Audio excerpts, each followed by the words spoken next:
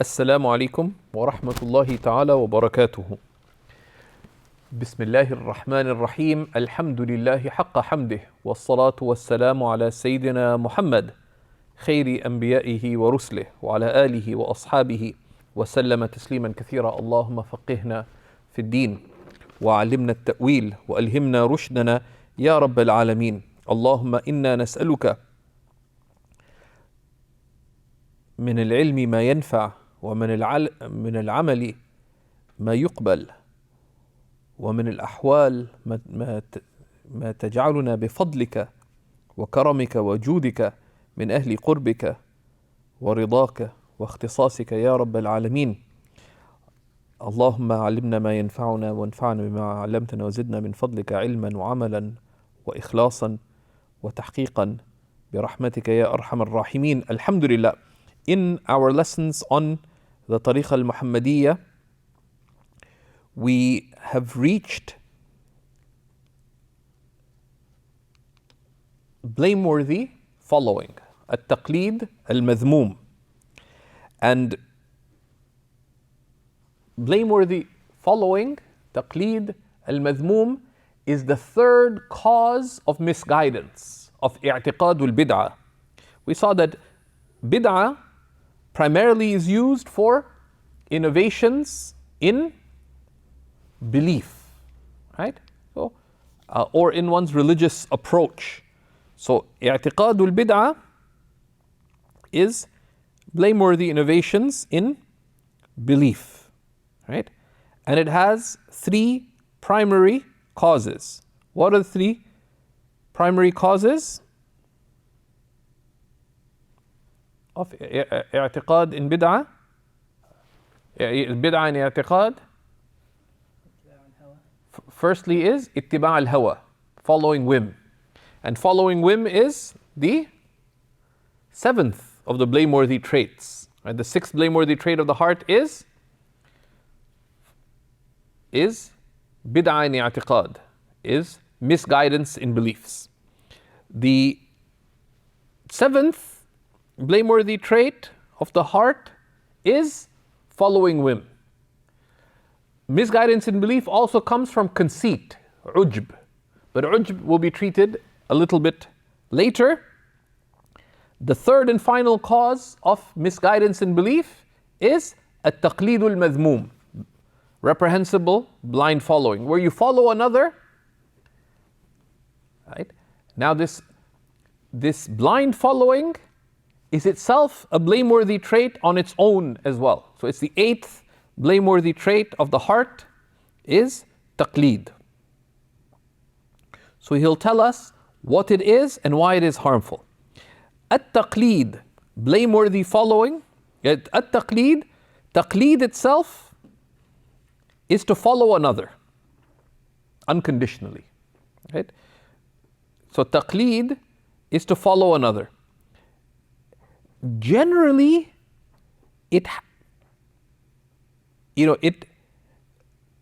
Arabic words have a range of connotations, potentially positive, potentially negative, right?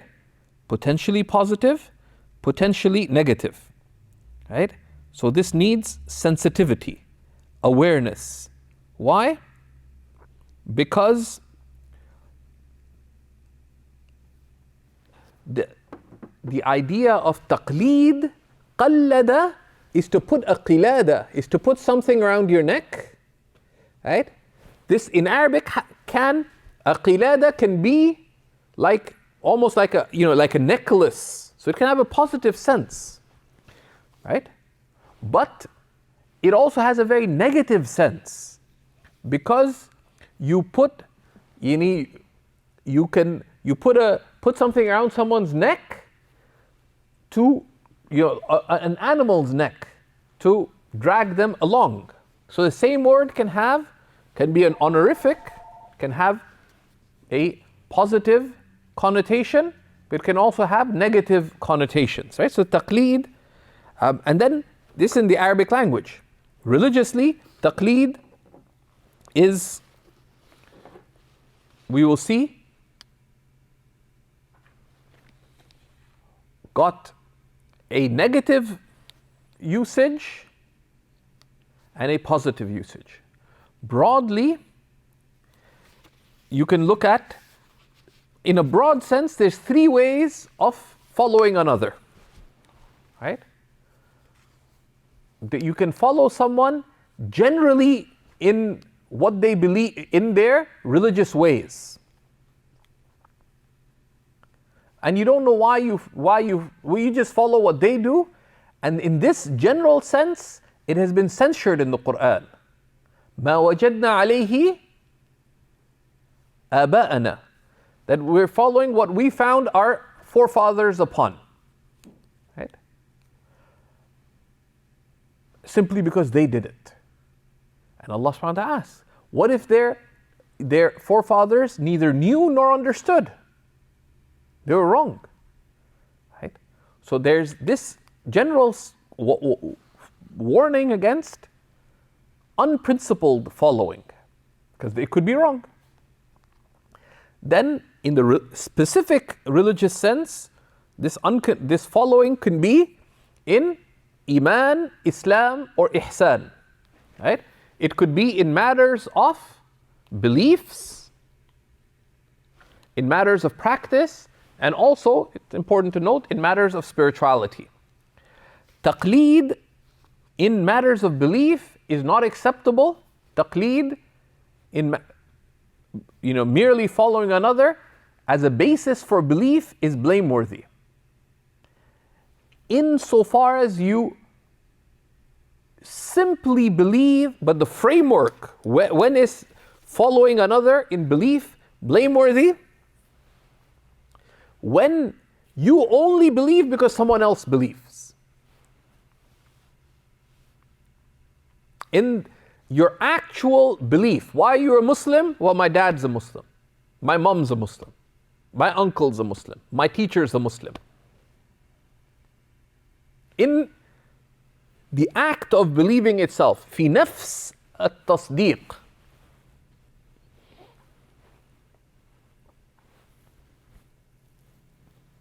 you believe only for that without a principle driving it, right? Yeah, if you trust their judgment and you believe for the reasons they believe and you know those reasons, at least briefly, then that's not taqlid, right? So, I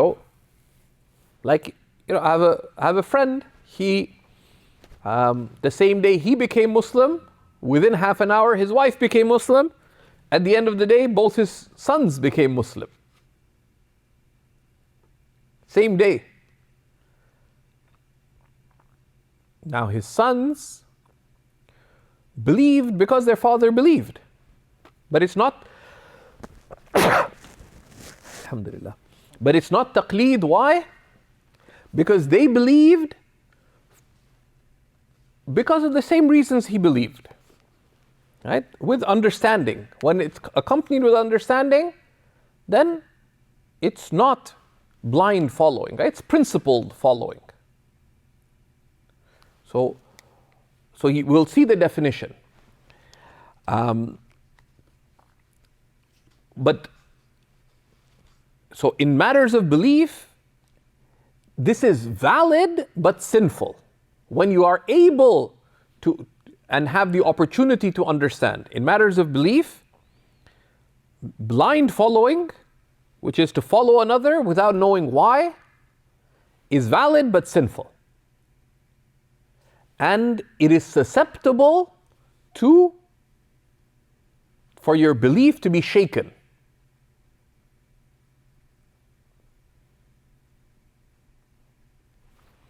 Right? It's dangerous. The believer, the intelligent person is called upon to be a person of principle. And we should test ourselves, right? Not negatively, but positively, that one should inculcate one's faith. Doesn't matter. If everybody around one were to leave the faith, your faith should be grounded in understanding that doesn't matter. If my teachers left, my parents left, I am committed to this out of conviction and basis. and one cultivates one's spiritual connection so that both rationally, both intellectually and spiritually, one is grounded such that one would not leave. And that's the test of sound following of another.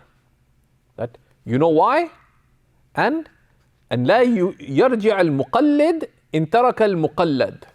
That even if when you don't know, if you are convinced, but even if you don't know, sound blind following is that you would still follow the truth even if those whom you're following were to leave it. But principled following is, yes, you trust others, so you're following, but you follow because you accept at least some of the reasoning that they base their following upon. That is principled following. In matters of law, however, as we'll see today, so that's Iman. In Islam, in matters of religious practice, because it is obligatory for the one who's not at the level of deducing legal rulings themselves to follow qualified scholarship. Right? That is a personal obligation. Because at the level, if you look at the Quranic framework, people are at one of two levels: ijtihad or taqlid. They are either a scholar who is able to directly deduce rulings from the primary texts, that's the mujtahid. Anyone who's not a mujtahid, their responsibility is to base their following of the Quran and Sunnah on the trustworthy understanding of a mujtahid. And that's called taqlid. Right? In that sense, it's not blind following, but it is legally commanded following. فَاسْأَلُوا أَهْلَ الذِّكْرِ إِن كُنتُمْ لَا تَعْلَمُونَ. And then there is a following in spiritual matters, right? Which is that one follows the principles and teachings of people who are qualified in matters of spirituality, and that is also from the religion, right? Because it's one of the prophetic roles. يعلمهم, was it? يتلو عليهم آياته ويزكيهم. The four prophetic roles mentioned in Surah Ali Imran, verse 164. Right? So that role of spiritual guidance of the Prophet ﷺ is one of the inherited roles, and that's the science of ihsan. And there too, there's principle, but it is following a shaykh or a spiritual path is dangerous when it's blind following. When if the one you following are following veers from sound understanding or sound practice, you would still follow them even when they veer from the truth. That is dangerous. So the following that is praiseworthy is principled following. In faith, in law, and in spirituality. And the key to that is the acquisition of sound religious knowledge. That is the Tariqa al-Muhammadiyya. That is the prophetic path. We follow, but not blindly, but rather it is principled following. This is summarized in the words of Imam al-Ghazali, radiyallahu ta'ala anhu, in Kitab al-Ilm. It says, "Man arafa al-haqqa bil-rijal tahayyara fi matahat al-dalal." Whoever determines the truth by people will remain bewildered in the plains of confusion. فَعَرِفِ الْحَقِّ تَعْرِفْ رِجَالَهُ. So know the truth and you'll know its people. One of my teachers pointed me to this in the book of knowledge in the Ihya. So I asked him, what does it mean to know the truth? So he said, فَعَرِفِ الْحَقِّ, because if you know the truth itself yourself, you don't need people. But the reason you follow others is because you need guides on the straight path, right? صِرَاطَ الَّذِينَ أَنْعَمْتَ عَلَيْهِمْ, the path of those you've blessed before us. That's the straight path. So what does it mean? So know the truth, he said, أي فَعَرِفْ نَهْجَ الْحَقِّ. So know the way of truth and you'll know its people, right? sound approach to religion in general, sound practice of religion, sound religious conduct, a sound approach in matters of belief, sound approach in matters of law, sound approach in matters of spirituality, in approach and in conduct has characteristics. So our following of others are conditional upon them being on Nahj al-Haq, on the way of truth. If they veer from that, we pause. We don't follow them. Our Prophet has told us, sallallahu alaihi wasallam, لا طاعة لمخلوق في معصية الخالق. There's no obedience to creation in disobedience to the Creator. So if we don't know, if anything they say or do appears to go outside the framework of Ahl al-Haq, the people of truth, which are ulama'u Ahl al-Sunnah, the scholars of Ahl al-Sunnah, there is a mainstream. If they step outside of that in understanding, teaching, or their own conduct, we pause. We pause.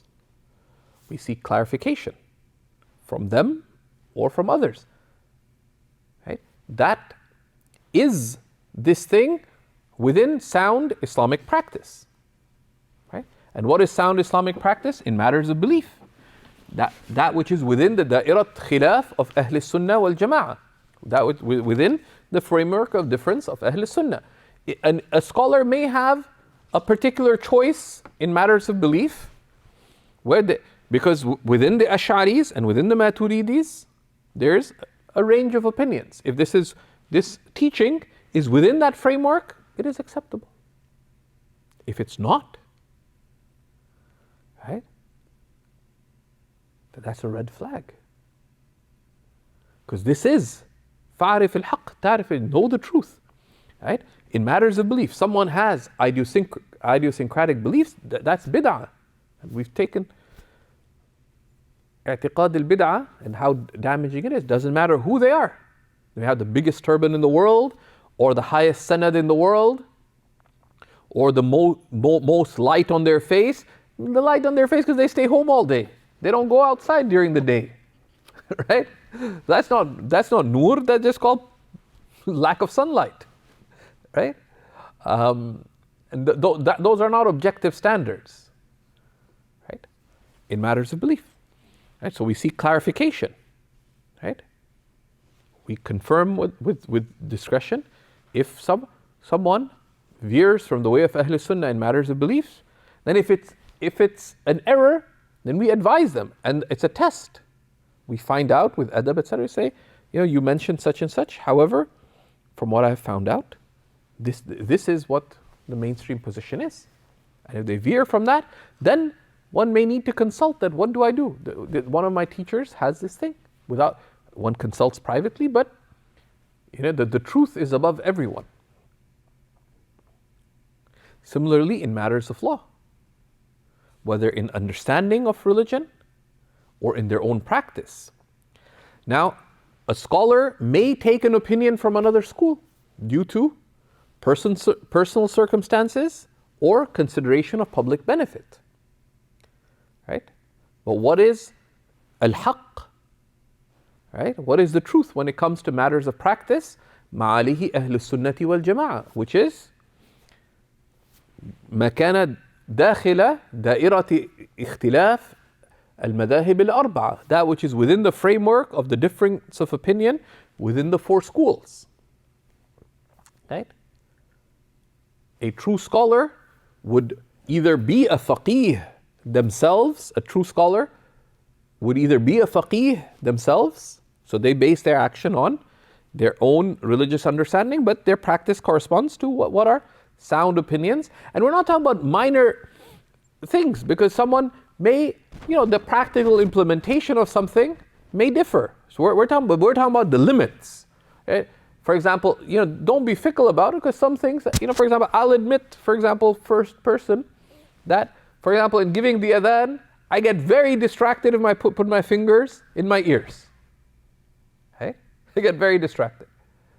I find it unnatural. I will admit, ask me what's the relied upon position in the Hanafi school, I'll tell you. What is superior is, even when giving adhan on the own, is to put your fingers in your ears. Right? But al-amr wasi', right? Al-amr wasi', and they say, if you put your fingers in your ears, فَهُوَ أَحْسَن. If one doesn't, فَهُوَ حَسَن. Right? It's not a matter of karaha, etc. And someone just, because in my own practice, if I do it, I find myself forgetting where I was, because I find it very unnatural, unless I were giving a public adhan. But, that's my shortcoming. But if someone's doing something that's wrong in their madhab, then we don't just say khalas. Is it valid within their madhab, or are they taking the position of another madhab? But if they're doing something that's outside the four schools, that's a flag. That's a flag. And one seeks clarification. Right? If it's something rare, then they take some contemporary fatwa or something.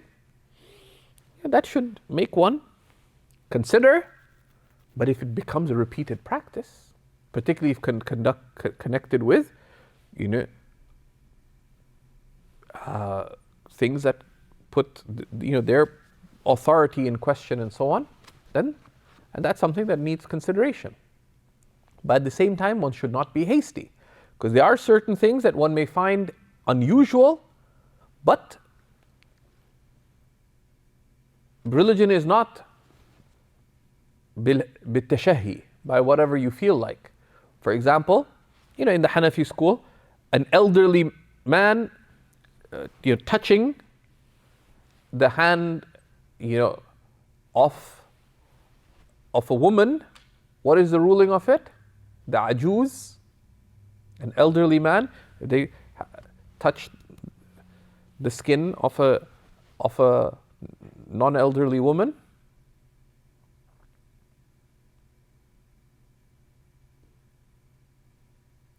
you know the ruling? It's permissible in our madhab, as long as it's not with desire. What's the ruling of khalwa, of an elderly man being alone with a non-elderly woman?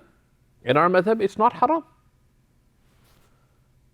Right? Now, unless it's connected with other questionable conduct, that's within da'irat ikhtilaf of the four schools. Right?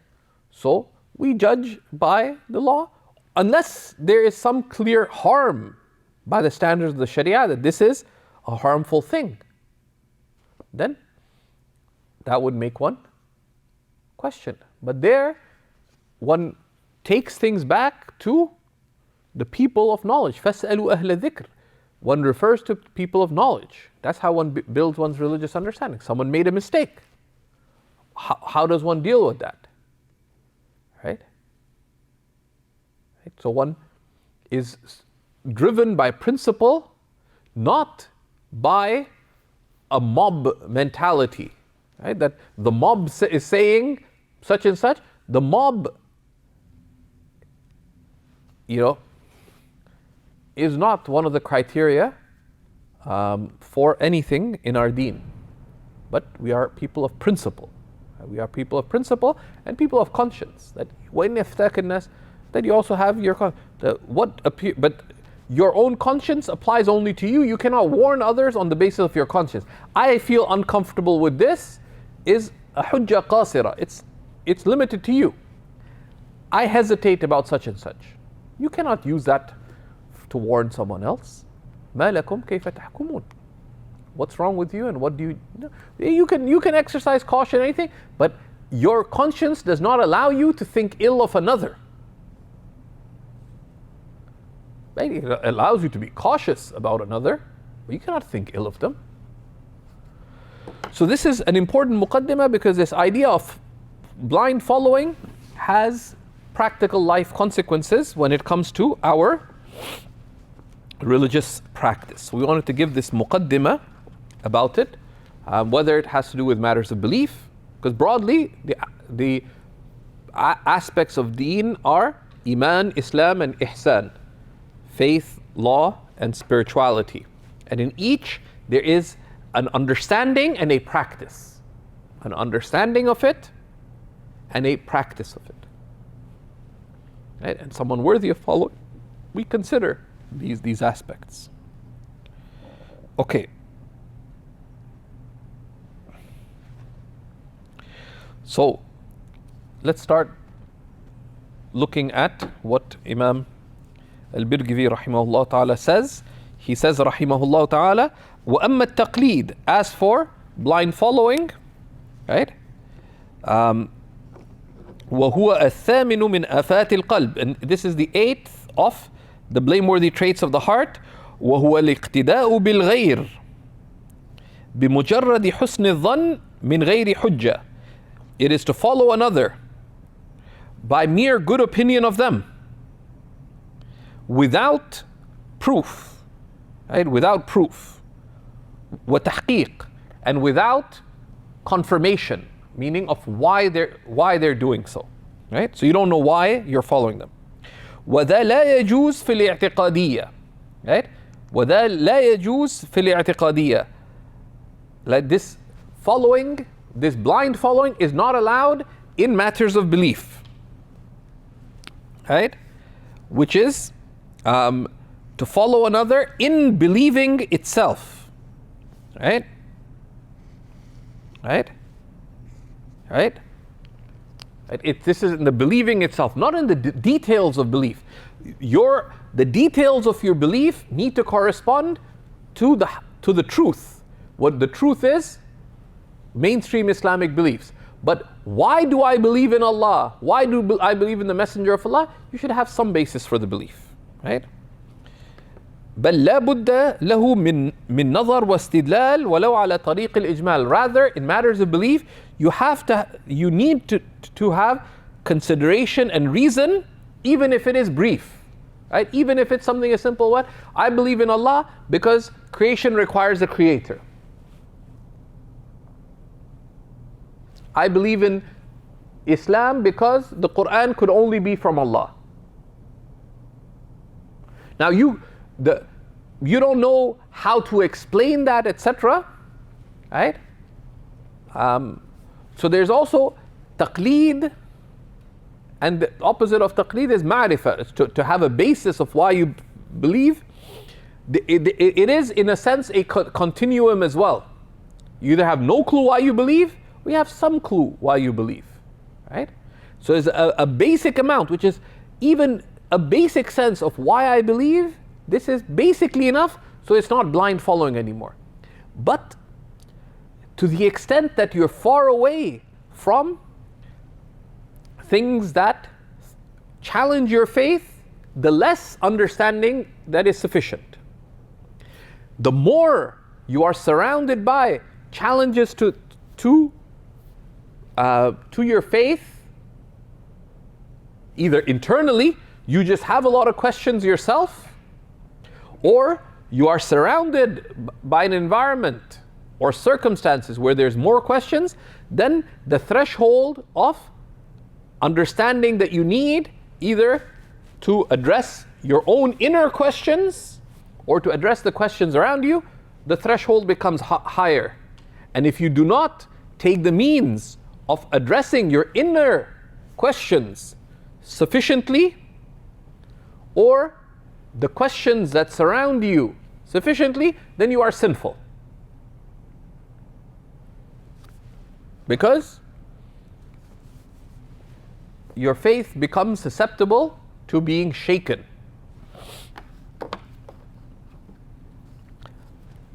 And why does one need to have a basis for one's belief? Because the multiple Quranic verses related to this, right?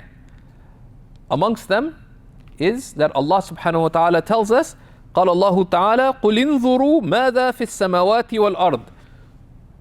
Allah Most High says, say, reflect, what is there in the heavens and the earth, right? Right? That this is creation. It existentially points to a creator. Creation points to the existence of a creator, and that creator could only be one. All of this is given to change, therefore it is originated. Its existence is merely possible. anything whose existence is merely possible, for it to be in existence, right? Because something that's given to change is merely possible. And anything merely possible, for it to go from either from non-existence into existence, this is called preponderation. It requires a preponderating force. That preponderating force could only be one, and it could only be something whose existence is necessary. So change, ikhtilaf, the reality of change in creation, ikhtilaf al-layli wa-nahar, change by day and by night, points to a necessary existent, that is the source of the existence of all possible things that are given to change, right? وَالْآيَاتُ فِيهِ, right? And many other verses. وَالْآيَاتُ فِيهِ وَفِي ذَمِّ الْمُقَلِّدِينَ, and the verses regarding the obligation of reflection and in blaming blind following, في الاعتقاد كثيرة جدا, in matters of belief, are numerous.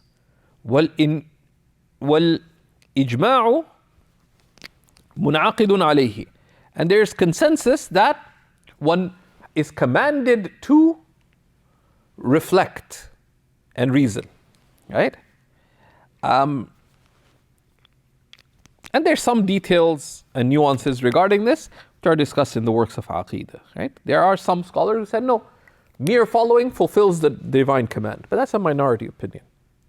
فالمقلد في الاعتقاد آثم, someone who believes because of merely following another out of good opinion of them with no understanding of why they believe what they believe, is a sinner. وإن كان إيمانه صحيحا عندنا, even if their faith is sound according to the mainstream of Islamic scholarship. أما التقليد في الأعمال, right? As for taqlid in actions, right? فجائز, right? As for following another in matters of actions, this is permissible. لمن كان عدلا, for someone who is upright. مجتهدا, for someone who is a mujtahid. لكن لما انقطع الاجتهاد, so it's in itself permissible to follow another in matters of practice. لكن لما انقطع الاجتهاد منذ زمان طويل انحصر طريق معرفة مذهب المجتهد المقلد في نقل كتاب معتبر متداول بين العلماء الثقات. However, given that the age of ijtihad, of unconditional ijtihad, is over, it is personally obligatory on anyone to follow one of the schools, one of the living schools of ijtihad, which are the four schools of Sunni Islam, right? How? That the only existing way is to learn the madhab, the school of one of the mujtahid that is sound to follow, through the trustworthy transmission of a reliable, widespread book as understood by trustworthy scholars. Right?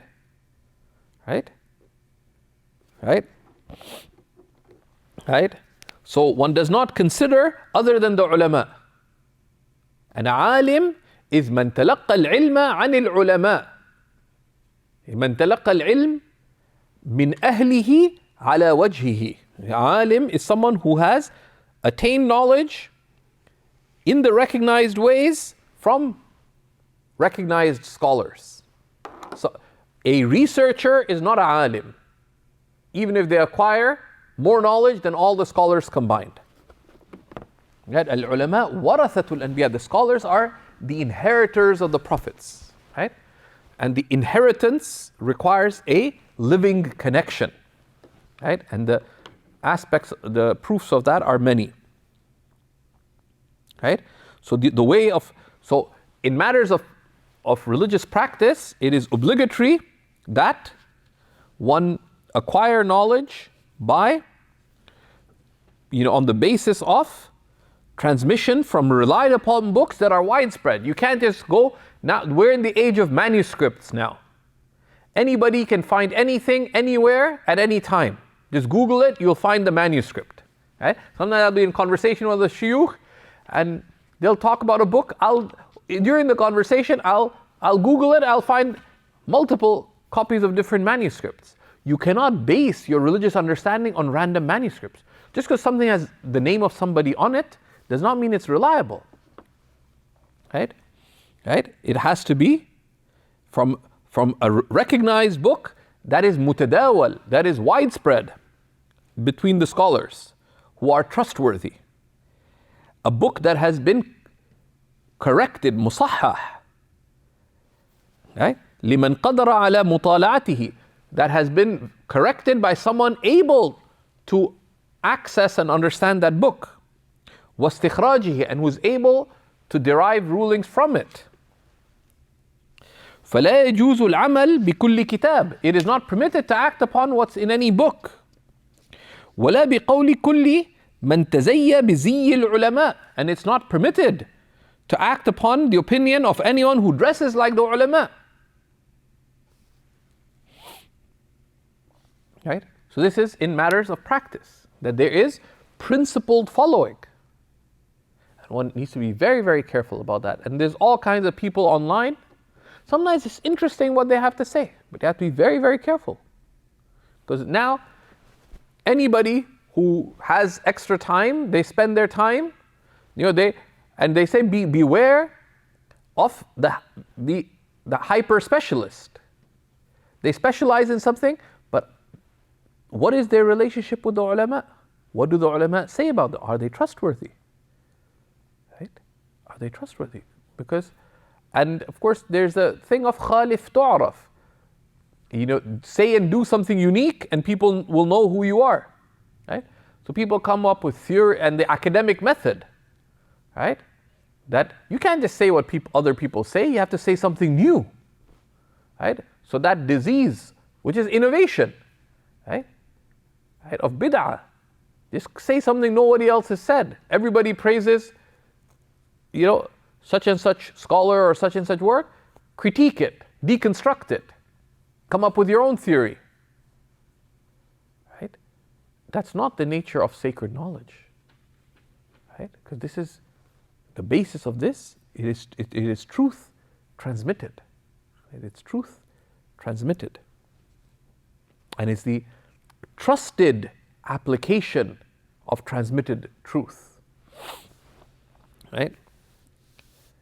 And he says, so this is very precise points, and there's some really nice commentary here both in Khadimi and Rajab Effendi, and also in Shaykh Abdul Ghani Nabulsi. And then he tells us, وَمُقَابِلُ اعتقاد البدعة اعتقاد أهل السنة والجماعة.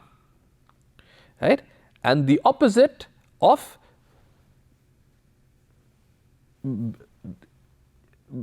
اعتقاد of bid'ah, and also the opposite of blameworthy taqlid is the belief of Ahl Sunnah wal Jama'ah and the manhaj, the approach to religion of Ahl Sunnah wal Jama'ah. وسببه التمسك بالسنة, and its means is holding fast to the Sunnah in matters of belief and matters of words and actions, in worship, right? But التمسك بالسنة على منهج أهل السنة العلماء, right? على منهج أهل السنة العلماء, right? The scholars, right? وما عليه الصحابة and what the companions were upon, وَإِجْمَاعَ الْأُمَّةِ, and what the consensus of the community was about. وَتَرْكُ الْهَوَى, and mainstream belief is by leaving whim. And we talked about whim, both in whim in understanding and whim in practice. وَالْإِعْجَابِ بِالرَّأْيِ, and leaving being impressed with one's own opinion. And this is a very important thing. They say, كان إذا قال قائل قولا يسأل هل لك سلف فيما تقول. The ulama used to always ask, if anyone said anything, who said this before you? هل لك سلف فيما تقول. And this is a test, right? Even in contemporary issues, right? You see, unless you are, if you are the reference of the age, say, well, this is my opinion. Okay, who else says this? Knowledge is not just taken from books. This is a living tradition.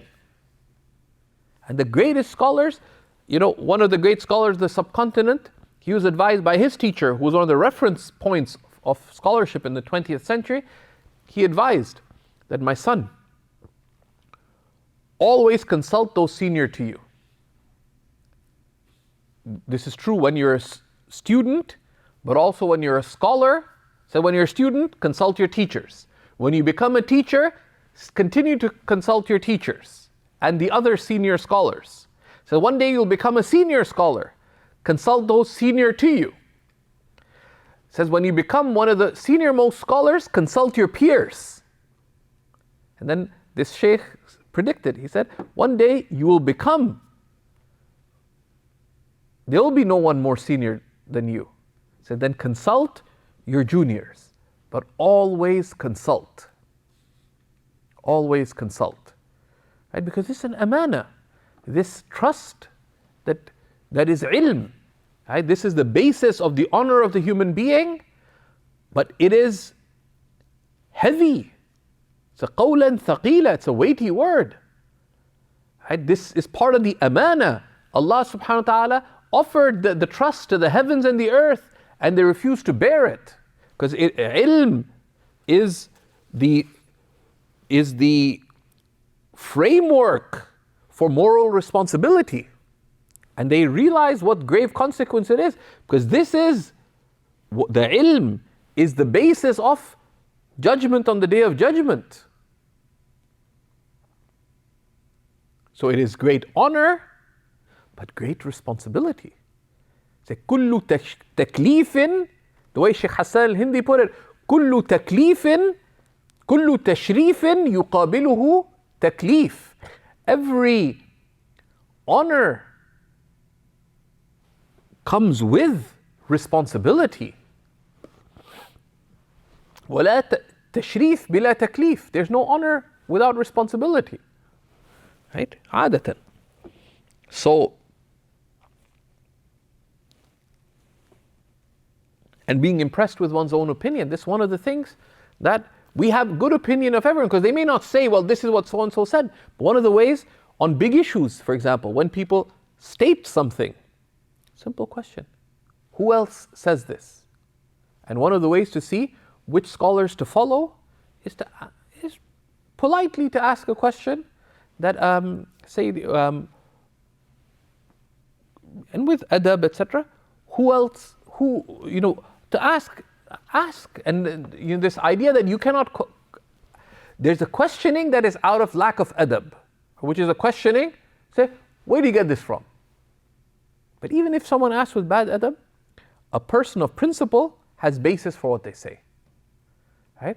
And someone who only bases their understanding of what's in the books is almost inevitably going to be stuck with al-i'jabu bil-ra'i, being impressed with their own opinion, right?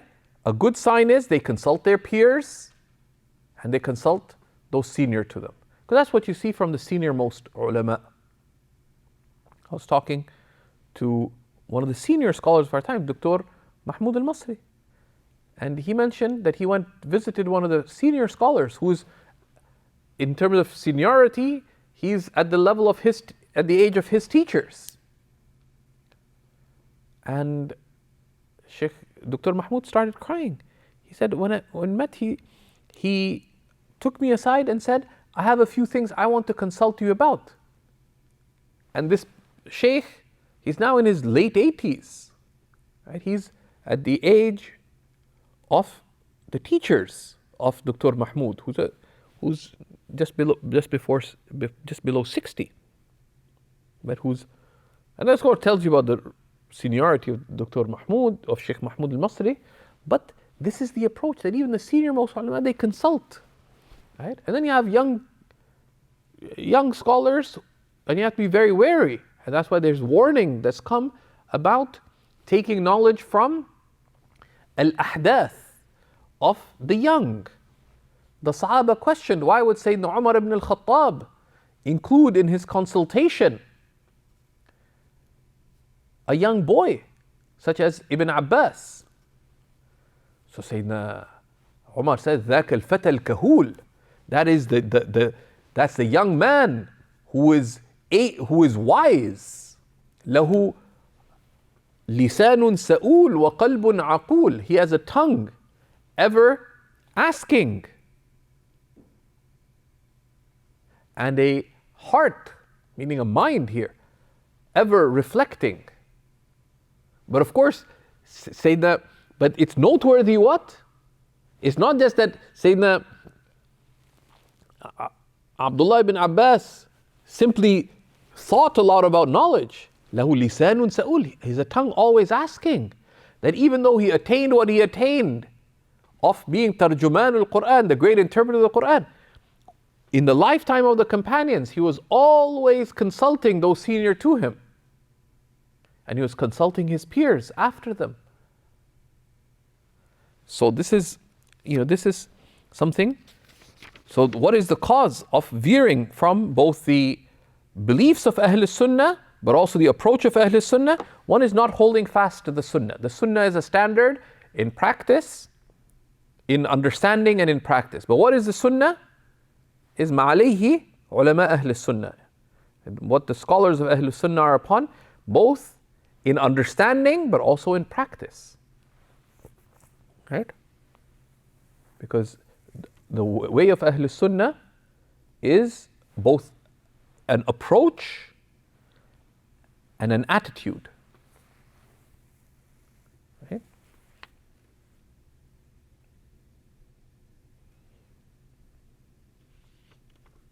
مع النظر والاستدلال. يعني with reflection and reasoning. أو التقليد لصاحبه ولو مع الإثم. Or with reasoning, right? You consider what is the truth, right? Or you follow someone trustworthy, even without understanding, ma'al ithm. But that on its own, without understanding, is sinful. So in our times, what is called for is principled following, which is why it's so important to know the manhaj, the way of the mainstream. And that's why we have a very important course at Seekers on, what's it called? How religion works. Yeah, but the essentials of Islamic tradition. How religion works, the essentials of Islamic tradition is one of the courses in the level 1 of the Seekers Islamic Studies curriculum. So this trait of just blindly following, right, in beliefs or in practice, and from blind following is just listening to anybody. In matters of belief, it's more dangerous. In matters of spirituality, it's ruinous. Just anybody says anything, you listen to them. But his lectures are packed with knowledge. How do you know it's knowledge? Right? Consider before you listen to anybody. Confirm before you follow anybody. Then the author moves on, rahimahullah, and we'll look at this next class, to the 9th of the blameworthy traits of the heart. And this is one of the destructive vices.